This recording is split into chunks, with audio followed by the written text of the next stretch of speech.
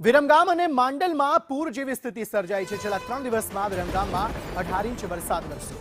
માંડલ પંથકમાં પણ 14 ઇંચ વરસાદ ખાબક્યો છે। ઉપરવાસના પૂરના પાણી રહેણાંક વિસ્તારોમાં ઘૂસ્યા છે। અંદાજે 2000 જેટલા લોકોનું સુરક્ષિત સ્થળાંતર કરવામાં આવ્યું। અનેક રહેણાંક વિસ્તારો પાણીમાં ગરકાવ થઈ ચૂક્યા છે। પાણી ન ઓસરતા જનજીવન ખોરવાયું છે। પ્રી મોન્સૂન પ્લાન નિષ્ફળ જતા તંત્ર સામે રોષ જોવા મળી રહ્યો છે।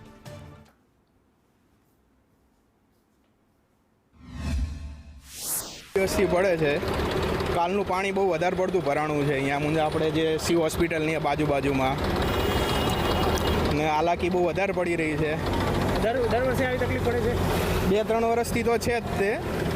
પહેલાં વચમાં જતું રહેતું પા થોડું ખોદેલું ને એવું છે, એટલે પાણી થોડું વધારે ભરાય છે, પણ બંધ રહેશે તો નીકળી જશે પાણી બધું। ટ્રેક્ટરથી અવર જવર ચાલુ છે, એટલે હિસાબે હવે આમને મેળવા જવું હું બધા। તમે કયા વિસ્તારના છો અને ક્યાં પાણી ભરાય? અત્યારે ભોજવાથી આવી અમને લેવા આવ્યા છે કે હવે ભોજવા જવી ટ્રેક્ટર લઈ। કેવા પાણી ભરાય છે? બહુ છે પાણી।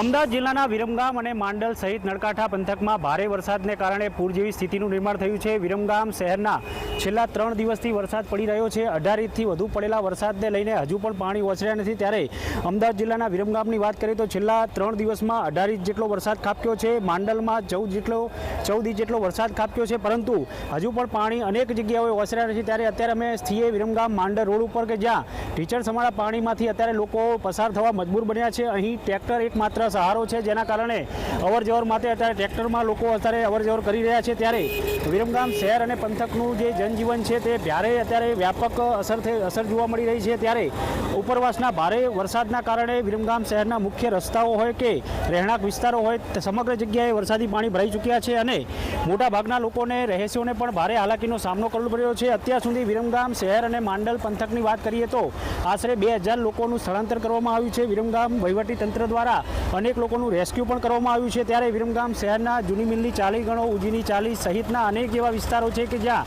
નીચાણવાળા વિસ્તારો રહેણાંક મકાનોમાં પણ વરસાદી પાણી ભરાવાના કારણે રહીશોને ભારે હાલાકીનો સામનો કરવો પડી રહ્યો છે। ત્યારે વિરમગામ નગરપાલિકાની વાત કરીએ તો વિરમગામ નગરપાલિકા તંત્ર દ્વારા આપ જોઈ શકો છો કે નગરપાલિકા તંત્રની સામે જ આ રોડ વિરમગામ માંડલ રોડ આવેલો છે અને અહીં ઢીચણ સમાળા પાણી જે છે તે અત્યારે અહીંયા જોવા મળી રહ્યા છે। 3 દિવસના વરસાદ બાદ પણ હજી પાણી પર જે છે ઢીચણ સમાળા પાણી હજી વહી રહ્યા છે।